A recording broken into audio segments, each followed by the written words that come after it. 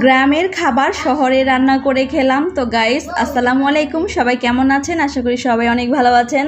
তো আমি যে জিনিসটা কাটছি সেটা হচ্ছে গ্রামেরই একটা খাবার, কলা গাছের ভিতরের নরম অংশ।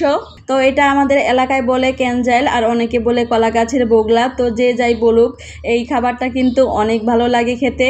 আমি প্রথমে ক্যানজাইলের পিসগুলো সাইড দিয়ে ভালো করে ছুলে নিয়েছি, এখন পিস পিস করে কেটে নিয়েছি, কারণ ভিতরে একটা আঁশ থাকে, তো সেই আঁশটাই কিন্তু পিস পিস করে বের করতে হয়। তো আমি সেই আঁশটাই ভালো করে ছাড়িয়ে নিচ্ছি, কারণ তরকারি রান্না করার সময় কিন্তু এই আঁশ একেবারেই তরকারিতে থাকা যাবে না।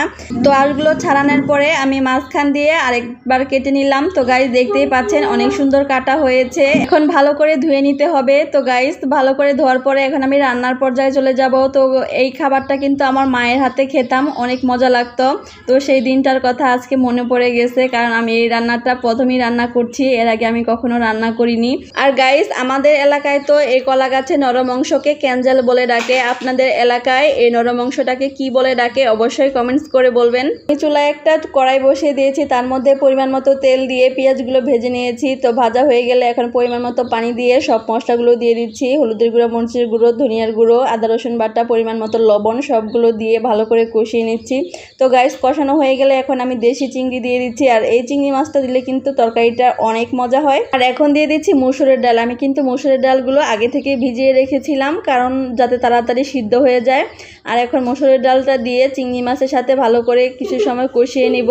যখন ডালগুলো আধা সিদ্ধ হয়ে যাবে তখনই কিন্তু কষানো হয়ে যাবে। তো গাইস আমার কিন্তু ডালগুলো এখন আধা সিদ্ধ হয়ে গেছে, আর এখন কিন্তু কষানোটাও হয়ে গেছে।